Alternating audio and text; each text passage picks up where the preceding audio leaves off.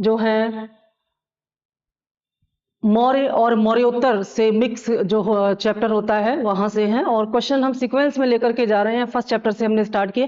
हालांकि इसे हमने चैप्टर का नाम इसलिए नहीं दिया कि कभी कभी जो दो चैप्टर के मिलाकर के एक सेट तैयार हो पाता है, तो इसलिए इसको सेट 1, सेट 2 के नाम दिए गए हैं। तो आज के जो क्वेश्चन है मैक्सिमम उनमें मौर्योत्तर और मौर्य के जो अंतिम चरण था वहां से कुछ प्रश्न, यहाँ से 20 प्रश्न लिए गए हैं। तो चलिए देखते हैं ये कौन से 20 प्रश्न हैं। और बहुत सारे बच्चों ने बढ़िया बढ़िया कमेंट किए, क्वेश्चंस किए, उनके आंसर करने की मैंने कोशिश की। तो आप लोग अपनी तैयारी को देते अंतिम रूप देते रहिए और कंटिन्यू रखिए इसको। और यकीन मानिए कि अगर आप इसी तरह से इसको पढ़ते रहे, सारे हमारे जो प्रैक्टिस सेट अलग अलग सब्जेक्ट्स पर आ रहे हैं, इनको अगर आप स्टडी करते रहे तो फाइनल एग्जाम तक आप बहुत अच्छा परफॉर्म करेंगे। और दूसरी चीज, आपके लिए जो मेन कंटेंट है वो भी हम लेकर के आ रहे हैं हर एक सब्जेक्ट पर। तो जो मेरा सब्जेक्ट है यहाँ पर भारतीय इतिहास और इंडियन इकोनॉमी, उस पर आपको जो संक्षिप्त विवरण है, एक तरह से समरी की जाएगी पूरे सिलेबस की। तो ये समरी आपके प्रीलिम्स 2024 के लिए बहुत ही इंपॉर्टेंट होने वाली है, चाहे वो आईएएस के प्रीलिम्स हो, चाहे पीसीएस के हो, या अदर स्टेट लेवल या आरओ के प्रीलिम्स हो। तो ये ध्यान में रख करके आपके लिए संक्षिप्त विवरण या समरी भी लाई जा रही है। ये फैक्ट बेस्ड होगी और इसमें ग्राफिंग के जरिए आपको पूरा समझाया जाएगा आपके चैप्टर को। ठीक है, तो चलिए हम शुरू करते हैं। हमारा पहला क्वेश्चन स्क्रीन पर है, वह स्थान जहां प्राग अशोक लिपि का पता चला है। प्राग का मतलब यहाँ पर क्या है? प्राग का मतलब है प्रारंभिक या आरंभिक, यानी कि प्री। तो प्री अशोका स्क्रिप्ट, लिपि मतलब स्क्रिप्ट, वो कहां से प्राप्त हुई है? ए नागार्जुनिकोंडा, बी अनुराधापुर, सी ब्रह्मगिरी और डी मास्की। देखिए प्राक अशोक लिपि क्या थी, पहले तो आपको ये पता होना चाहिए। तो ये थी ब्राह्मी लिपि। ठीक है, ब्राह्मी लिपि। और अशोक के ज्यादातर अभिलेखों में ब्राह्मी लिपि का ही प्रयोग किया गया है। तो लिपि का मतलब होता है स्क्रिप्ट और भाषा का मतलब होता है लैंग्वेज। तो यहाँ स्क्रिप्ट की बात हो रही है। तो ये जो ब्राह्मी स्क्रिप्ट है या ब्राह्मी लिपि है, इसका सबसे ज्यादा इस्तेमाल किया गया है अशोक के लेखों में। और आपसे पूछा गया है कि यहाँ कौन सी वो जगह है जहां से ये ब्राह्मी लिपि, प्राक अशोक लिपि आपको पता होनी चाहिए, तो उसका मतलब है ब्राह्मी लिपि। तो कहां से ब्राह्मी लिपि का साक्ष्य मिलता है? आरंभिक। तो इसमें जो सही आंसर होगा आपका वो होगा बी अनुराधापुर। और अनुराधापुर कहाँ है? श्रीलंका में। ठीक है, अनुराधापुर श्रीलंका में है। और आप जानते हैं कि जब अशोक का हृदय परिवर्तन हुआ था कलिंग युद्ध के बाद, तो अशोक बौद्ध धर्म से प्रभावित होकर के अशोक ने धम्म का प्रचार किया और इसी के तहत अपनी पुत्री संघमित्रा और पुत्र महेंद्र को उसने श्रीलंका में बौद्ध धर्म का प्रचार करने के लिए अशोक ने भेजा था। तो श्रीलंका के साथ अशोक के अच्छे रिश्ते थे, अच्छे संबंध थे, तो इससे ये पता चलता है। और अनुराधापुर श्रीलंका में ही है। तो यहाँ पर अशोक की समय जो प्राक अशोक लिपि यानी कि जो ब्राह्मी लिपि है, इसमें लिखित कुछ साक्ष्य, कुछ अभिलेख यहाँ पर मिलते हैं। और ये जो ब्राह्मी लिपि है, ये वर्तमान में जो हम और आप हिंदी बोलते हैं देवनागरी लिपि में, ठीक है, हिंदी हमारी भाषा है और लिपि हमारी देवनागरी है। तो देवनागरी लिपि का सोर्स भी क्या है? ब्राह्मी लिपि है। देवनागरी लिपि कहाँ से निकली है?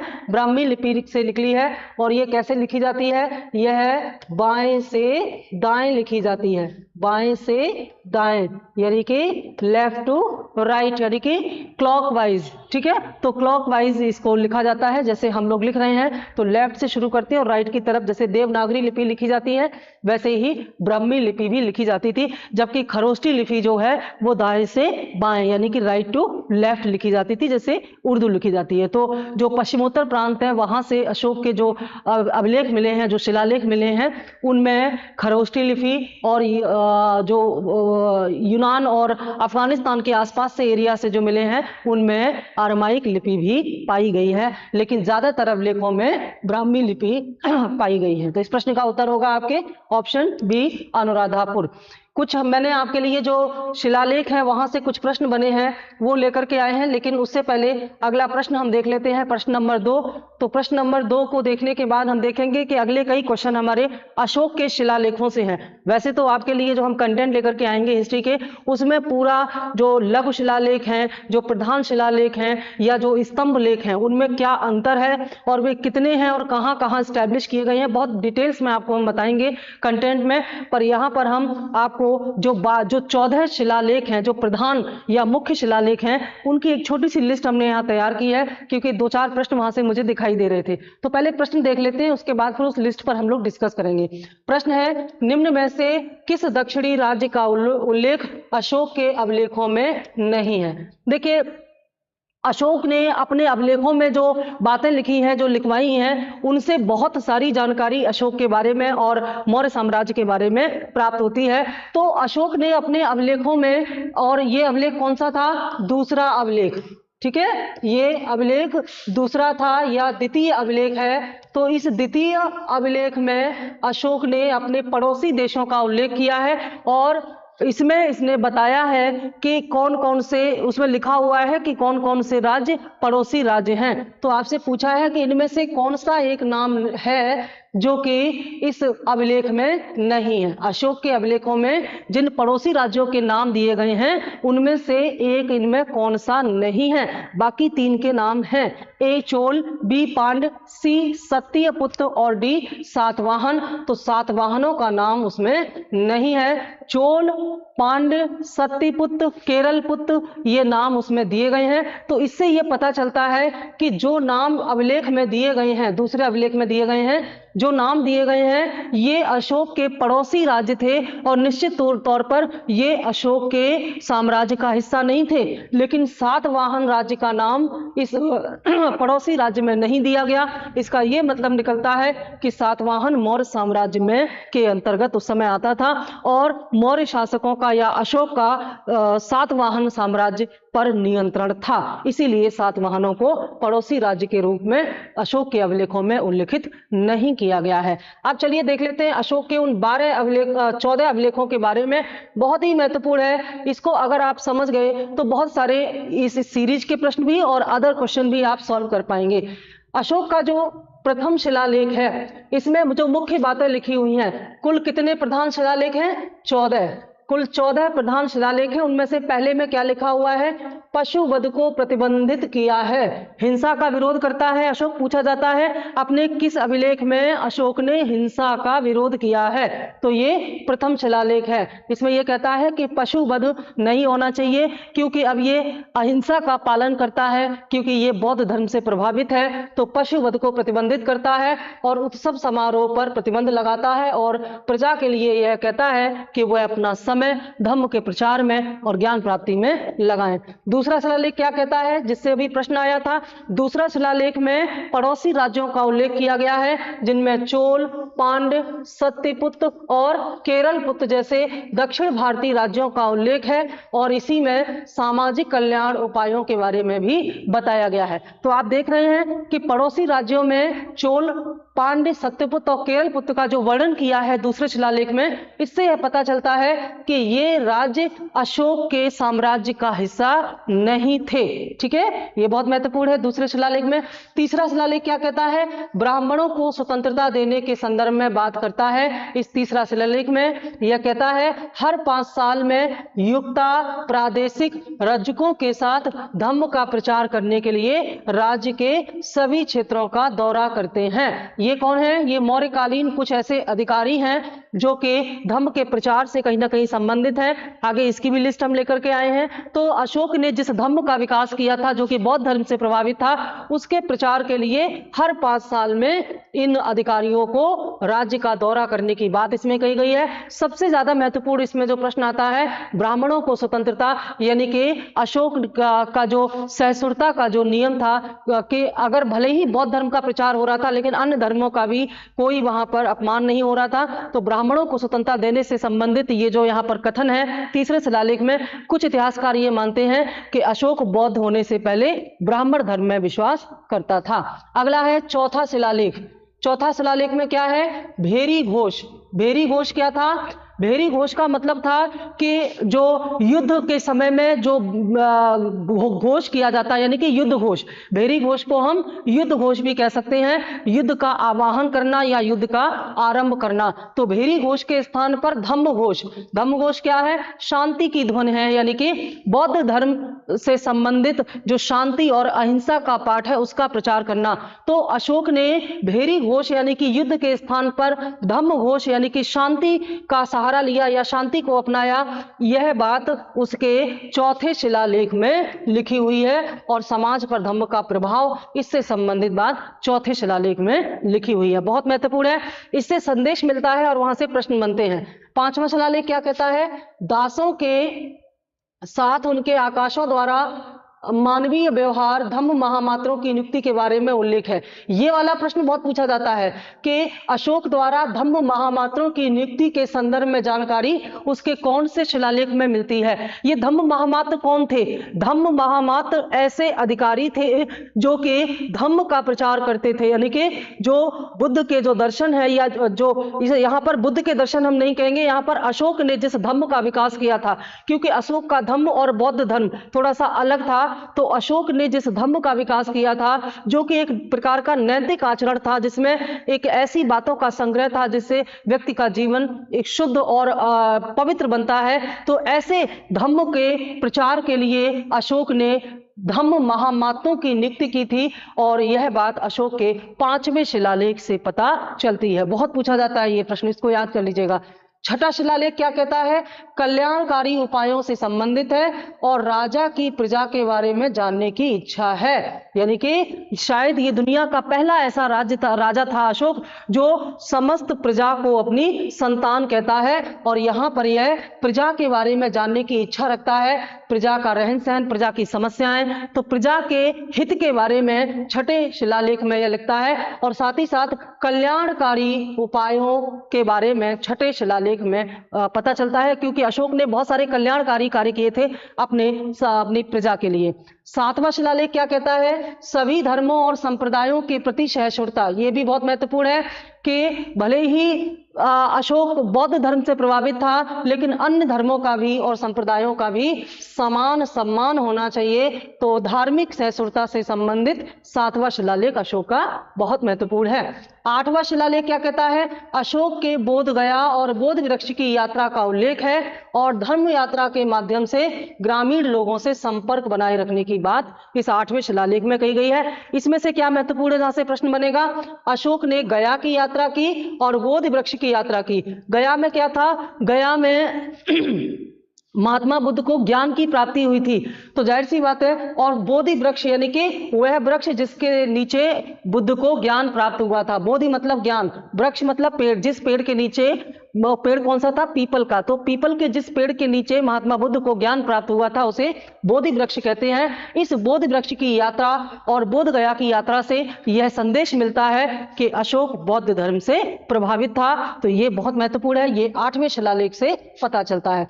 नौवां शिलालेख कहता है कि लोगों के नैतिक आचरण पर जोर दिया जाए और महंगे समारोह से बचा जाए। यानी कि नैतिक आचरण की जानकारी, यानी कि जनता की नैतिक आचरण पर नजर रखने वाली जो बात है वो नौवें शिलालेख में कही गई है।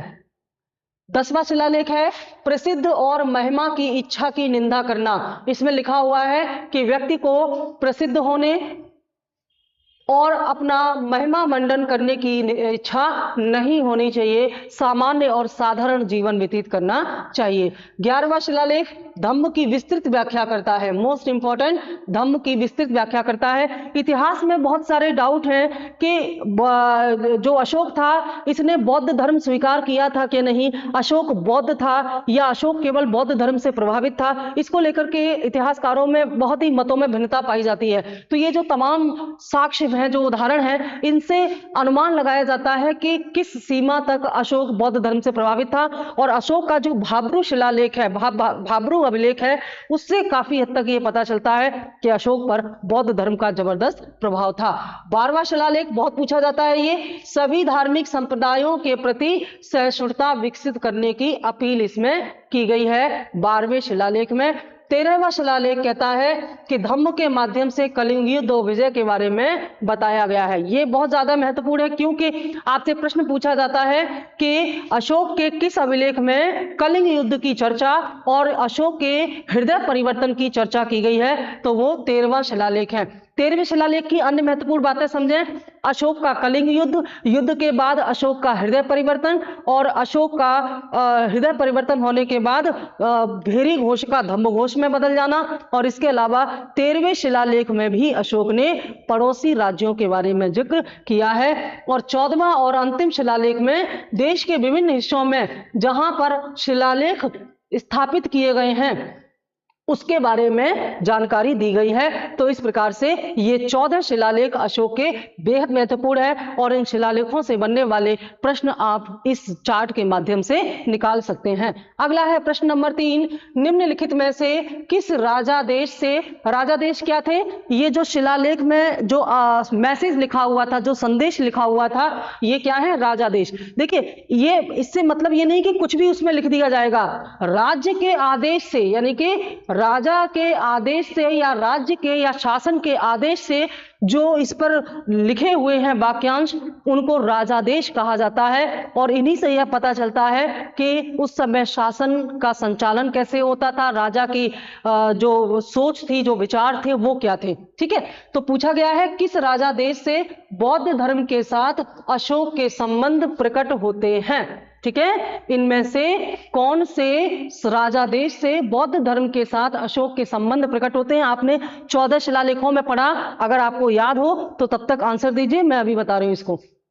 ए प्रधान शिलालेख राजादेश नंबर 13, शिलालेख राजादेश नंबर 6, लघु शिलालेख राजादेश नंबर 1 और स्तंभ राजादेश नंबर 4। तो अभी हमने जो चार्ट देखा 14 शिलालेख का, उसमें हमने देखा कि जो 13वां शिलालेख था, इस 13वें शिलालेख में साफ बताया गया है कि अशोक कलिंग युद्ध के बाद अशोक का हृदय परिवर्तन हुआ और बौद्ध धर्म से प्रभावित होकर के अशोक ने धम्म का प्रचार किया, और कैसे भेरी घोष के स्थान पर धम्म घोष का सहारा लिया या अहिंसा का पालन किया। तो ये सारी बातें प्रधान शिलालेख या 13वें शिलालेख से पता चलती है। इसका उत्तर हो गया आपका ए।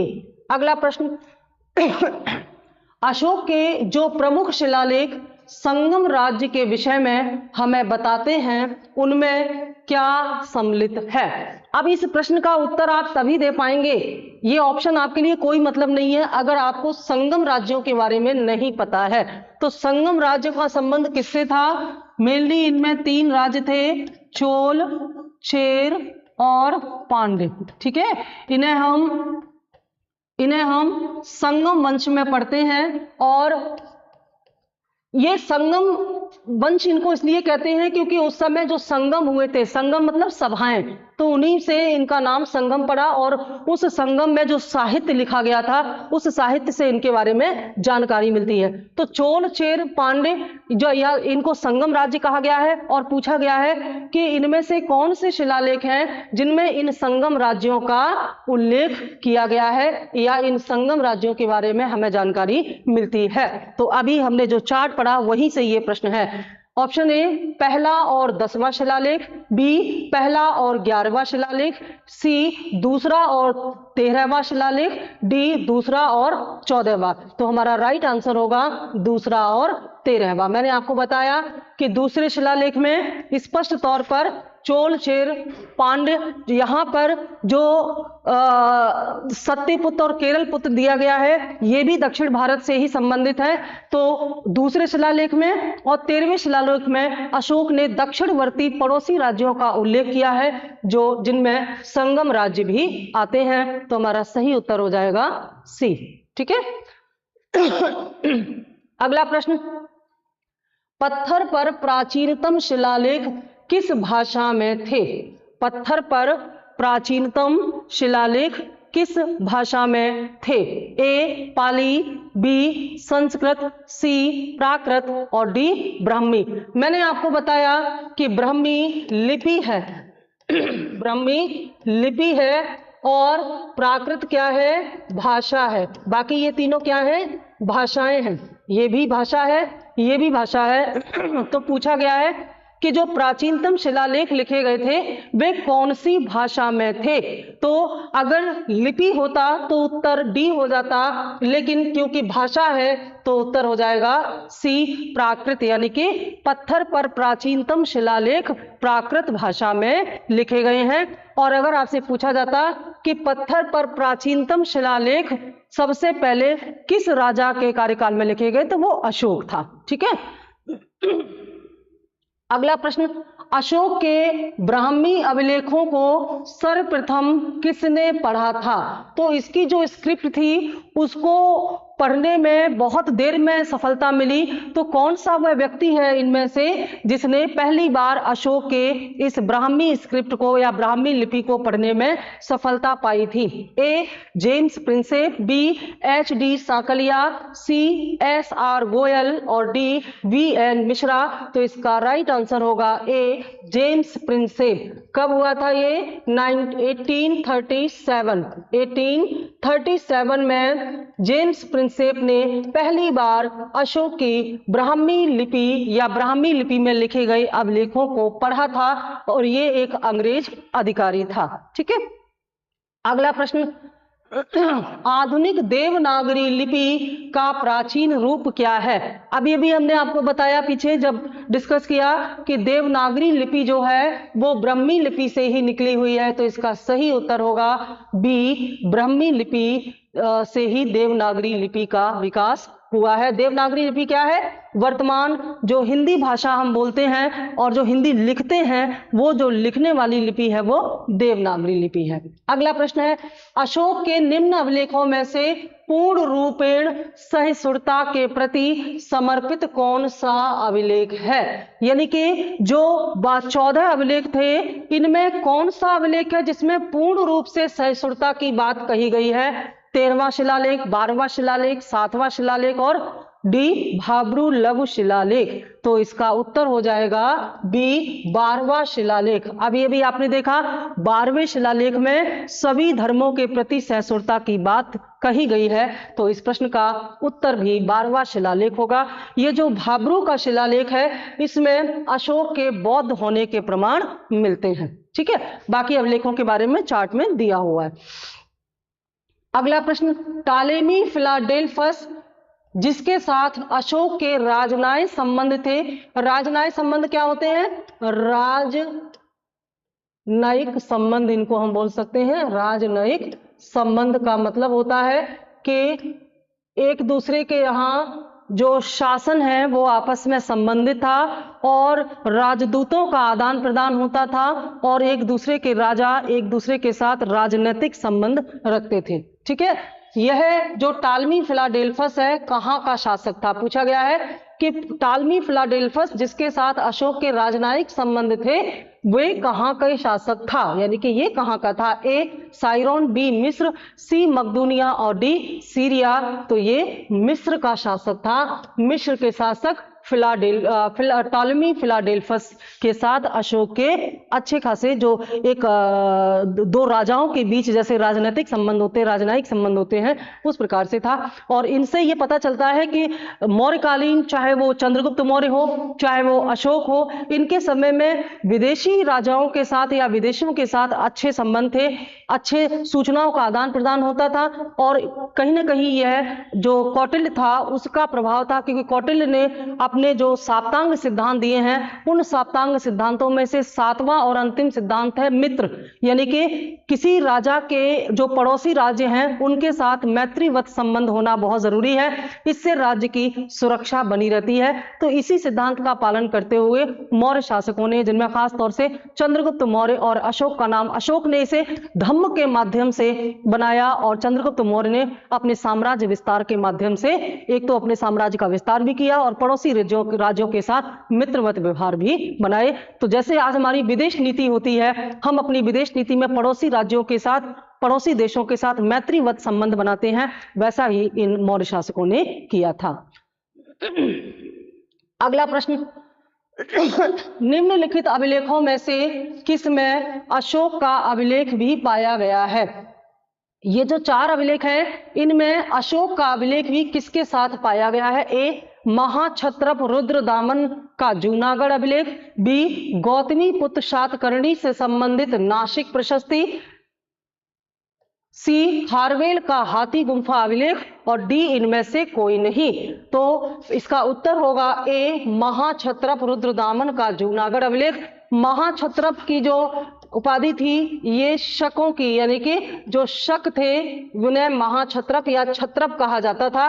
तो ये जो रुद्रदामन था ये भी एक शक शासक था। इसके जो जूनागढ़ अभिलेख है, इस जूनागढ़ अभिलेख में अशोक का अभिलेख भी पाया गया है, और अशोक के इसी अभिलेख में यह लिखा हुआ है कि अशोक ने चंद्रगुप्त मौर्य द्वारा निर्मित की गई सुदर्शन झील का पुनर्निर्माण कराया था। यह बात हमें इस जूनागढ़ अभिलेख से ही पता चलती है, जिसमें अशोक का अभिलेख दर्ज किया गया है। ठीक है, अगला प्रश्न है, निम्नलिखित में से कौन सा अधिकारी मौर्य प्रशासन का भाग नहीं है? आपके सामने ये जो 4 नाम लिखे हैं ये अधिकारी हैं जो कि प्रशासन में अपनी भूमिका निभाते थे, जो इनका कार्य था। लेकिन इनमें से 3 ऐसे हैं जो मौर्य प्रशासन से संबंधित है, एक ऐसा है जो उससे बाहर है। आपको उसी एक का नाम बताना है जो मौर्य प्रशासन का भाग नहीं था। ए युक्त, बी प्रादेशिक, सी रज्जुक और डी अग्रहारिक। तो ये तीनों जो है ये मौर्यकालीन थे, लेकिन ये जो डी है अग्रहारिक, यही आपका सही उत्तर है। ये गुप्तकालीन था। ठीक है, यह गुप्तकालीन था और यह क्या करता था? यह दान विभाग का प्रमुख था। दान विभाग यानी कि वह विभाग जहां से दान दिया जाता था, मुख्य रूप से भूमि दान। तो मुख्य रूप से जो भूमि दान दिया जाता था उस विभाग का अधिकारी था, मुख्य अधिकारी था। और किस काल में था ये गुप्तकालीन अधिकारी था। लेकिन ये तीनों जो है ये मौर्यकालीन है। युक्त क्या करता था? युक्त जिले में राजस्व की वसूली करता था। प्रादेशिक क्या था? प्रादेशिक वर्तमान कमिश्नर के समान था। और रज्जुक क्या था? रज्जुक जो है ये देखिए प्रादेशिक वर्तमान कमिश्नर के साथ साथ सामाजिक न्याय की जिम्मेदारी भी उठाता था। यह सामाजिक न्याय के साथ साथ जो राजस्व संबंधी जो जिम्मेदारियां हैं उसको भी उठाता था। और ये प्रादेशिक, जबकि रज्जुक जो है ये क्या करता था? रज्जुक राजस्व संबंधी अधिकारी था, यानी कि यह राजस्व संबंधी अधिकारी था। तो ये तीनों जो है ये मौर्यकालीन अधिकारी थे, जबकि अग्रहारिक जो है ये गुप्तकालीन अधिकारी था। अब ये कुछ अधिकारियों के, मौर्यकालीन अधिकारियों के नाम यहां पर मैंने आपके लिए लिस्ट बनाई है जहां से प्रश्न बहुत ज्यादा पूछे जाते हैं। तो मौर्यकालीन महत्वपूर्ण अधिकारियों की लिस्ट में पर्यवेक्षक कौन होता था? वाणिज्य का अध्यक्ष, यानी कि जो वाणिज्य अधिकारी होता था, जैसे हमारे वित्त मंत्री हैं वैसे ही होता था ये पर्यवेक्षक। पौतवाध्यक्ष क्या था? पौतवाध्यक्ष माप तौल का अध्यक्ष था। जो माप और तौल होती थी, जो बाट वगैरह जो होते हैं ना, बाट माप तौल अधिकारी आज भी होते हैं हमारे पीसीएस रैंक के, तो वो जो थे उन्हें पौतवा अध्यक्ष कहा जाता था। सुराध्यक्ष का संबंध किससे था? शराब एवं मदिरा का अध्यक्ष। जैसे आज सरकारी जो शराब की बिक्री होती है उसका एक विभाग होता है, एक मंत्रालय होता है, वैसे ही मौर्य काल में भी था, तो सुराध्यक्ष कहते थे इसको। सूना अध्यक्ष कौन था? बूचड़ खाने का अध्यक्ष था। बूचड़ खाना क्या होता है? जहां पर मांस आदि बिकता था, मीट बिकता था। तो ऐसे सभी बूचड़ खाने का जो निगरानी है वो सूना अध्यक्ष करता था। अकारा अध्यक्ष क्या था?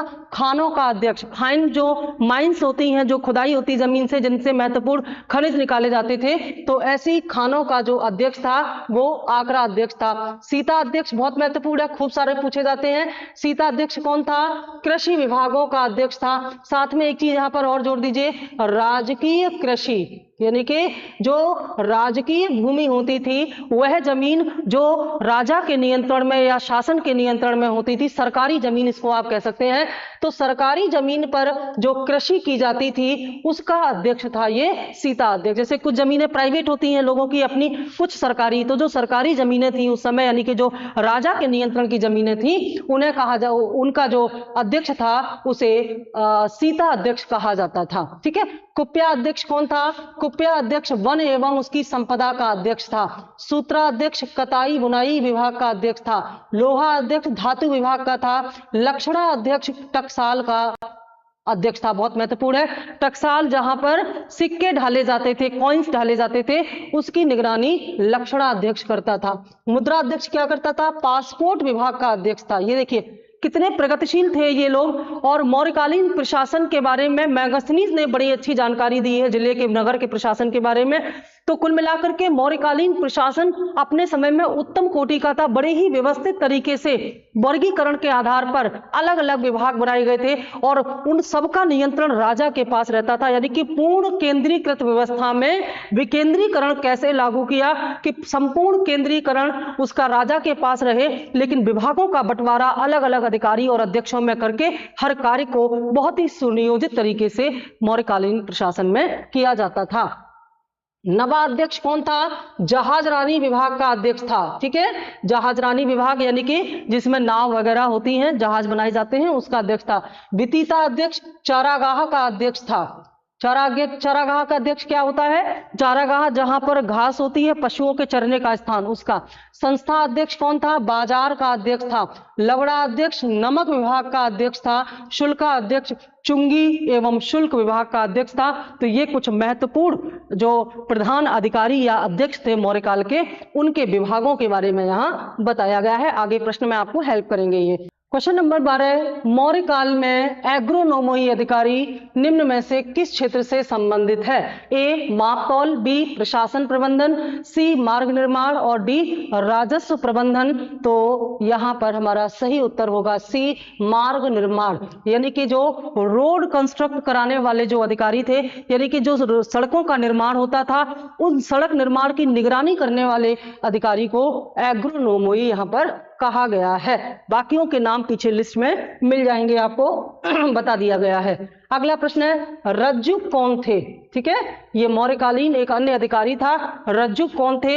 ए चोल राज्य में व्यापारी, बी मौर्य शासन में अधिकारी, सी गुप्त साम्राज्य में सामंत वर्ग और डी शक सेना में सैनिक। तो यहां पर आपसे पूछा गया है कि रज्जुक कौन थे। तो वास्तव में रज्जुक जो थे ये मौर्य शासन में अधिकारी थे। और ये किस प्रकार के अधिकारी थे?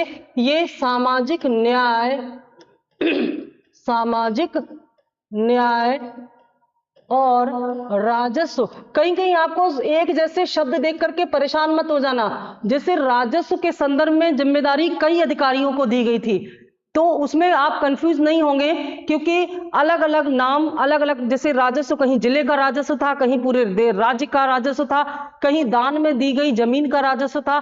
तो ये सारी चीजें यहाँ पर बताई गई हैं। तो हालांकि मौर्य काल में भूमि दान में देने की प्रथा नहीं थी। सबसे पहले जमीनों को दान में देने की प्रथा सातवाहनों ने शुरू की है। ब्राह्मणों को भूमि दान देने का पहला उदाहरण सातवाहन काल से मिलता है और गुप्तों ने इसे बड़े पैमाने पर बढ़ाया। लेकिन जो मौर्य काल था, इसमें जो जैसे अब मुद्रा इतनी ज्यादा तो थी नहीं कि वेतन के रूप में सबको मुद्रा दे दी जाए। तो जो सेनापति या अधिकारी होते थे, उनके वेतन के रूप में उनको भूमि दे दी जाती थी, जिससे राजस्व वसूली करके वो अपना वेतन या खर्चा प्राप्त करते थे। तो ऐसी भूमि को से मेरा मतलब है कि वहां की राजस्व वसूली, तो हर एक क्षेत्र या विभिन्न प्रकार की या सरकारी भूमि से राजस्व वसूली, तो अलग अलग प्रकार की जो भूमि थी उनसे राजस्व वसूली के आधार पर अलग अलग अधिकारी यहाँ हुआ करते थे। इसलिए राजस्व नाम बहुत सारे अधिकारियों के साथ आप देखेंगे।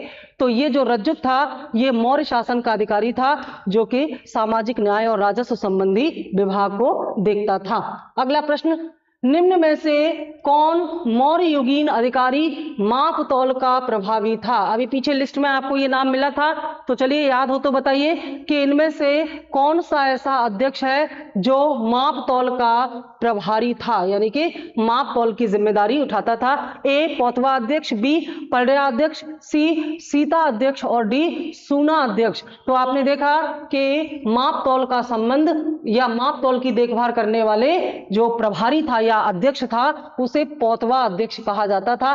बाकियों के नाम आप पूरी लिस्ट में इसको कई बार पढ़िएगा क्योंकि ये प्रश्न बार बार पूछे जाएंगे, तो इनको एक बार याद रखना जरूरी है।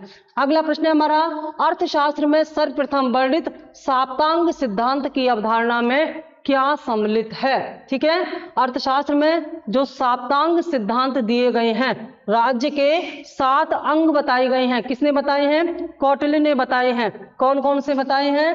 राजा, अमात्य, राजा अमात्य, अमात्य मतलब मंत्री, राजा अमात्य, जनपद, जनपद, दुर्ग, कितने हो गए? 1 2 3 4, दुर्ग, दंड, दुर्ग नहीं, दुर्ग के बाद आएगा आपका कोश, दंड और मित्र।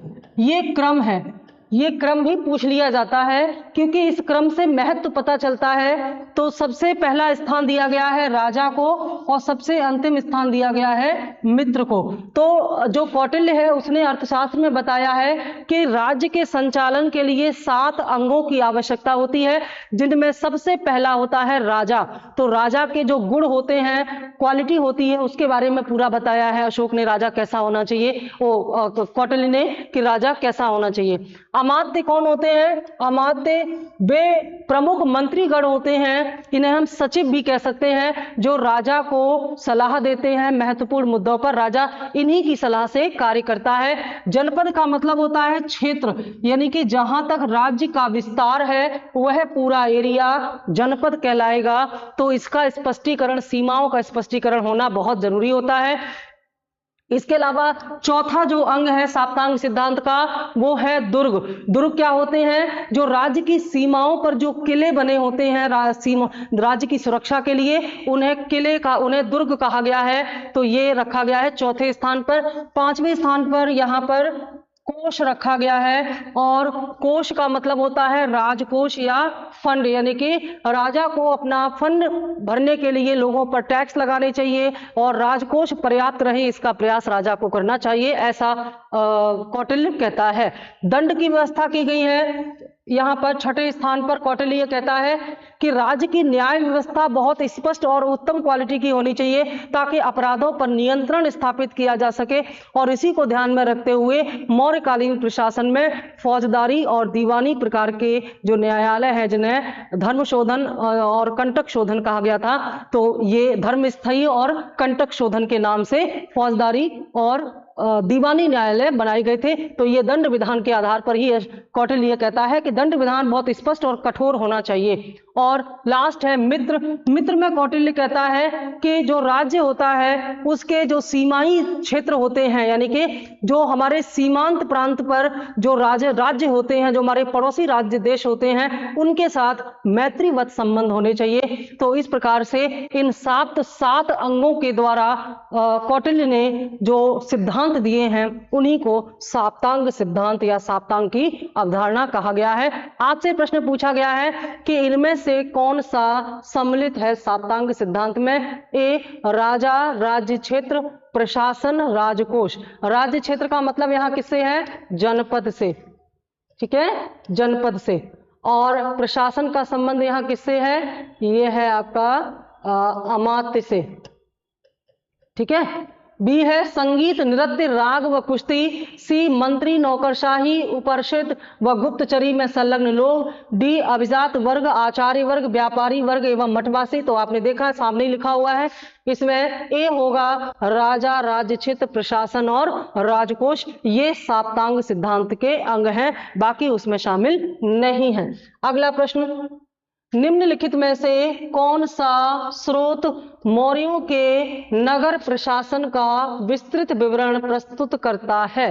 ए. कौटिल्य का अर्थशास्त्र, बी. मेगास्थनीज की इंडिका, सी. विशाखदत्त का मुद्रा राक्षस और डी. अशोक का अभिलेख। तो इस प्रश्न का सही उत्तर होगा बी. मेगास्थनीज ने अपनी इंडिका में बहुत ही विस्तार से नगरों के प्रशासन के बारे में बताया है। कौटिल्य का अर्थशास्त्र संपूर्ण मौर्य साम्राज्य के प्रशासन पर लिखी गई एक महत्वपूर्ण पुस्तक है, लेकिन मेगास्थनीज ने प्रत्यक्ष रूप में, यानी कि कौटिल्य का अर्थशास्त्र मौर्य प्रशासन के लिए निर्देशन या डायरेक्शन का काम करता है, जबकि मेगास्थनीज की इंडिका यह बताती है कि मौर्यकालीन प्रशासन का संचालन कैसे होता था। ठीक है, तो वास्तव में मौर्यकालीन प्रशासन कैसा होना चाहिए यह अर्थशास्त्र बताता है, और मौर्यकालीन प्रशासन कैसा था यह इंडिका बताती है। तो इंडिका में नगरों का प्रशासन कैसा होता था ये बताया गया है। नगरों के प्रशासन के बारे में बहुत ही महत्वपूर्ण जानकारी दी गई है। मेगास्थनीज कहता है कि मौर्य काल में जो नगर थे वे 30 सदस्यों वाली एक समिति द्वारा संचालित होते थे। 30 सदस्यों वाली समिति, जैसे हमारे नगर पालिका, नगर महापालिका, नगर निगम आदि नगरों का संचालन करते हैं, ऐसा ही कुछ इंडिका में बताया गया है।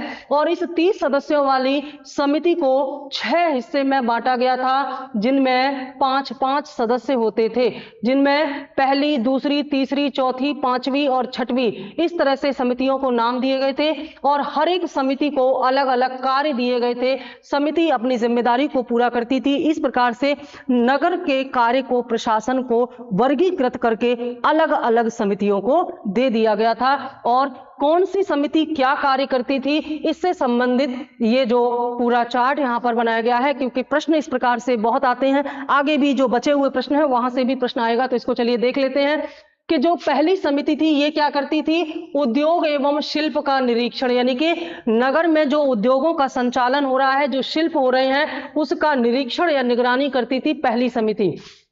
दूसरी समिति विदेशियों की देखरेख से संबंधित थी, क्योंकि विदेशियों के साथ मौर्य काल के अच्छे संबंध थे मौर्य राजाओं के। तो विदेशियों से आने वाले जो राजदूत थे या जो दूसरे लोग थे, लेखक थे, विचारक थे, इनके बारे में पूरी देखरेख और उनकी जिम्मेदारी उठाती थी। तीसरी समिति का कार्य था जनगणना। जनगणना में क्या आ जाता था? जन्म मृत्यु पंजीकरण। जैसे आज हमारे जो नगर निगम होते हैं, इनके माध्यम से जनगणना का कार्य, कैसे जन्म मृत्यु पंजीकरण के आंकड़े इकट्ठे कराए जाते हैं राज्य स्तर पर, फिर उनको ले जाकर के राष्ट्र स्तर पर इकट्ठा करके बताया जाता है कि इस नगर की, इस राज्य की और देश की जनगणना कैसी थी। तो जनगणना में जन्म और मृत्यु दोनों से संबंधित आंकड़े इकट्ठे करने की जिम्मेदारी तीसरी समिति की थी। चौथी समिति का कार्य था व्यापार और वाणिज्य के संदर्भ में, नगर में जो व्यापार और वाणिज्य हो रहा है उसका नियोजन चौथी समिति करती थी।